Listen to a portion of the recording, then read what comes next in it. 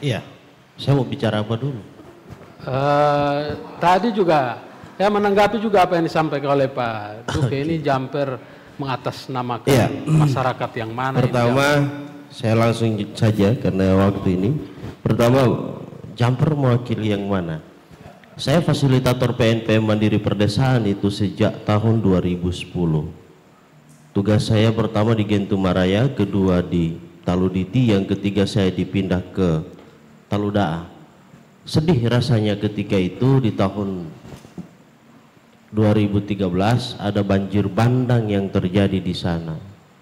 Banjir bandang yang menenggelamkan rumah warga, termasuk sekolah yang kami bangun dengan dana PNPM, yang ditinggalkan hanya sisa dinding tinggi 1 meter, lebar 80 cm.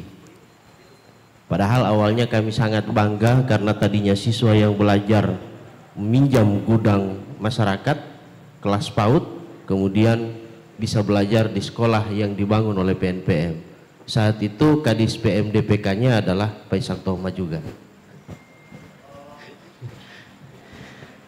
Kalau bicara, sekarang saya mau tanya juga, bicara wakil masyarakat mana yang diwakili? Dalam nomor induk kependudukan saya tercatat nomor 75 0302 030487 0001. Artinya saya adalah penduduk yang representatif dari Kabupaten Bone Bolango. Maka kalaupun saya merasa dirugikan atas perbuatan, atas segala tindakan oleh PT GM, maka saya memiliki legal standing untuk menggugat GM. Apakah dengan badan hukum atau dengan pribadi saya punya hak atas itu. Yang ketiga, dalam catatan saya, sayangnya Bung Naryo gak ada di sini ya. Di zaman kami dulu kami juga menolak GM. Bahkan DM1E itu, mobil DM1E itu dulu Pajero, Bung Naryo sampai di foto ada di atas kap mobil itu, dan itu jadi slogan di mana-mana. Yang berikut, kapan GM ada di Gorontalo? Sebenarnya kalau tadi Pak Duke bilang 1975, saya juga bingung. Apakah saat itu GM memang sudah ada di Gorontalo di tahun 1975? Karena seingat saya GM itu tidak hadir di Gorontalo 1975. Yang ada saat itu, sampai cerita orang tua saat itu adalah ada proses di mana penelitian-penelitian yang dilakukan, ternyata di gunung yang ada di wilayah Suawa itu memiliki kualitas tambang yang cukup besar, bahkan bisa mengalahkan, potensinya bisa mengalahkan PT Freeport.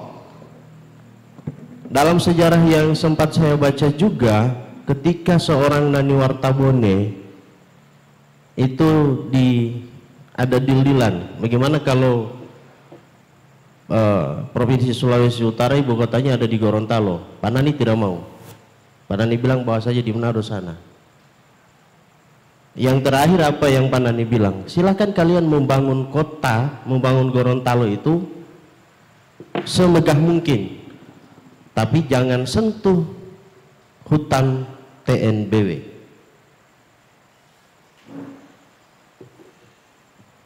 Padahal di hutan itu potensi emasnya cukup besar. Yang berikut, penambang rakyat menghidupi keluarganya itu sejak tahun 1990 dengan menambang di sana. Ibarat orang datang bawa cutter, pisau pemotong, yang berencana memotong satu buah pohon. Berapa lama durasinya pohon itu bisa tumbang dibandingkan dengan orang ingin mencabut pohon itu, dia bawa eksa yang kukunya miring begini, dia tempel di pohon, angkat, cabut, selesai. Durasinya berapa detik pohon itu bisa dicabut. Pasca eksplorasi Gorontalo mineral di Kabupaten Bone Bolango, musibah demi musibah banjir terjadi.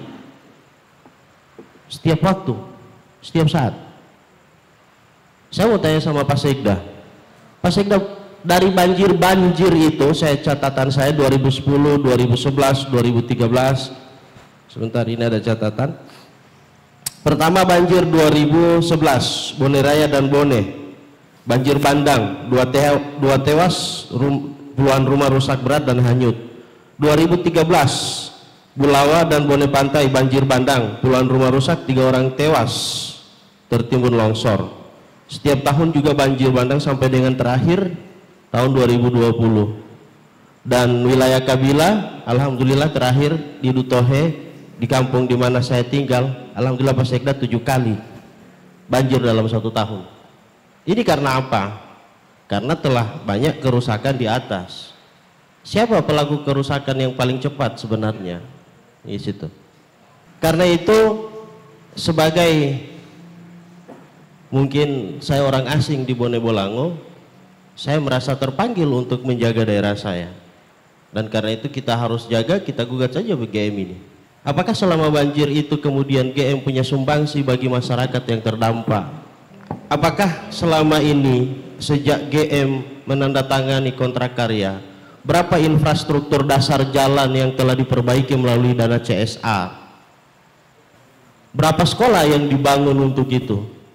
Berapa banyak mahasiswa Bone Bolango yang menerima beasiswa dari GM? Apakah 10% dividen daerah telah diterima dan terpenuhi? Itu saja dulu pertanyaan saya. Itulah alasan kenapa kita harus bangkit melawan GM di Gorontalo. Dan mungkin ke depan masih akan ada deretan-deretan gugatan yang akan saya buat.